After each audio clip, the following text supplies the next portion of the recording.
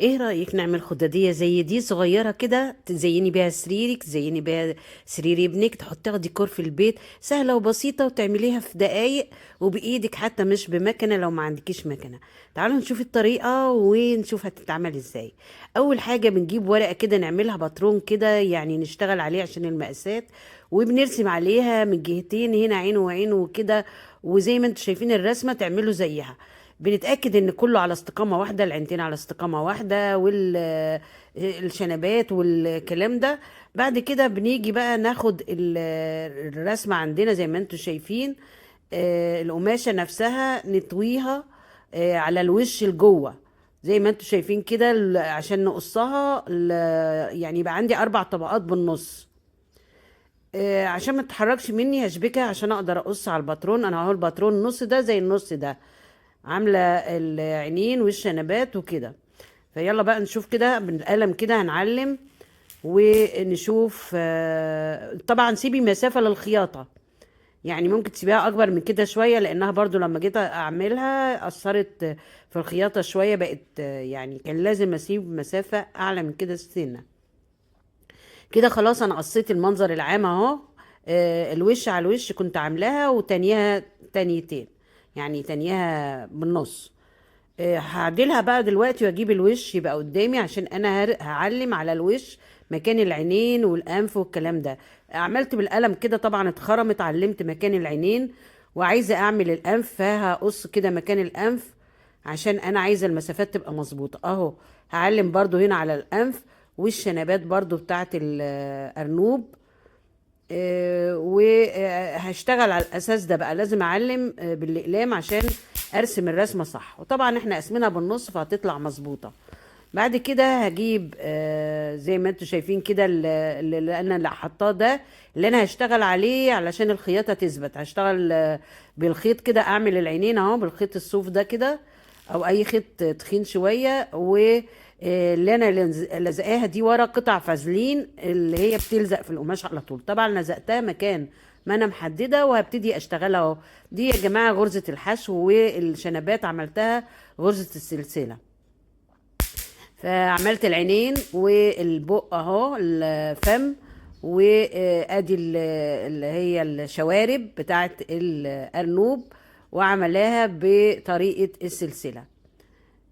طبعا المسافات كده عندي مظبوطة، سواء شمال او يمين الاتنين كله مظبوط، لان انا من الاول مظبطاهم على الباترون بتاعي. زي ما انتم شايفين من ورا كان باين الفازلين، اماكن العينين واماكن الفم، عشان تقدري تعمليها تبقى بارزة يعني.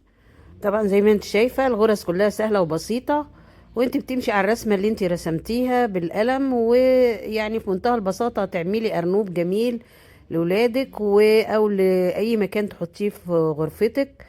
والقماشة اللي تختاريها، اختاري مثلا من طرف قماشة، دي قماشة ملايات يا جماعة، كانت فايضة عندي، او تشتريها الرسمة اللي تعجبك، بحيث ان انت الجزء اللي فوق ممكن تعملي فيه الفم والعينين وكده، والجزء اللي تحت يعني عادي، يعني منقوش او اي حاجة، المهم يبقى فيه جزء كده يعني شبه سادة شوية. يعني ده تختاريها، حتى ممكن تشتريها لوحدها. هنا بقى الأذن، الودان بتاعت الأرنوب، برضو بنرسمها كده بالقلم بالشبه. طبعا أنا هعمل جزء أبيض وجزء لونه من لون القماش، عشان أعمل كده شوية دلع كده في القماشة. فعاملة الاتنين، واحدة على عريض شوية، يعني الأذن في واحدة رفيعة عاملاها مجوز عشان يبقى عندي وشين، وواحدة يعني سميكة شوية، لأن دي هتتحط فوق دي، أنا هتشوفوا دلوقتي.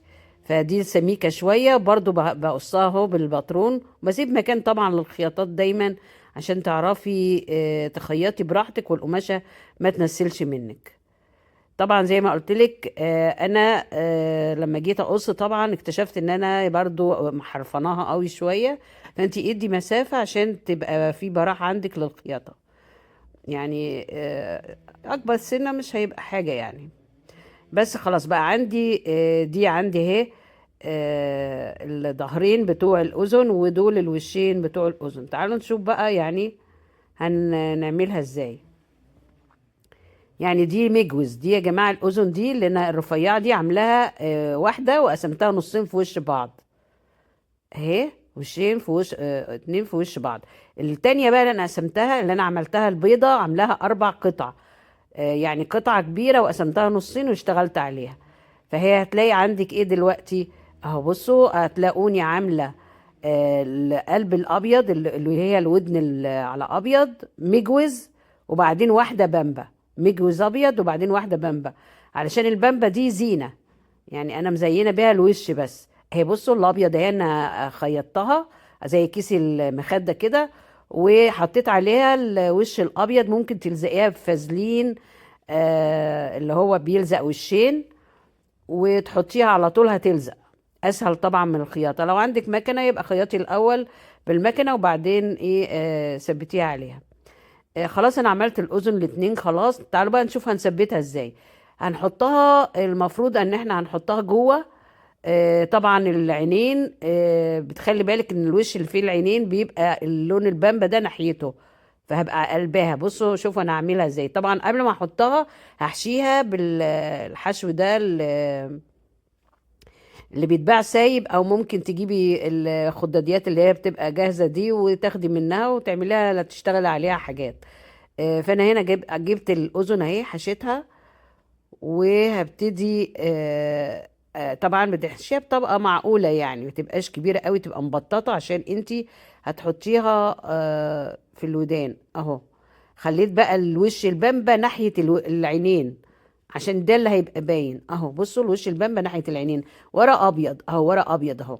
خيطت طبعا كله من والاذن كانت محطوطة من جوه، وخيطت ايه كله. بعد كده قلبتها وهبتدي بقى احشيها بقى من جوه زي ما انتم شايفين كده اهو بالحشو، وهنقفلها عادي من تحت اهو بالخياطه كله. يعني مش لازم يبقى عندك مكنه ولا حاجه، انت ممكن تعملي طبعا اختاري قماشات حلوه وهتلاقي عندك اشكال كتير.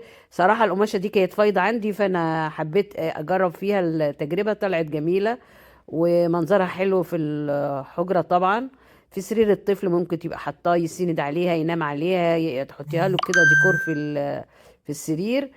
فشكلها جميل جدا زي ما انتم شايفين.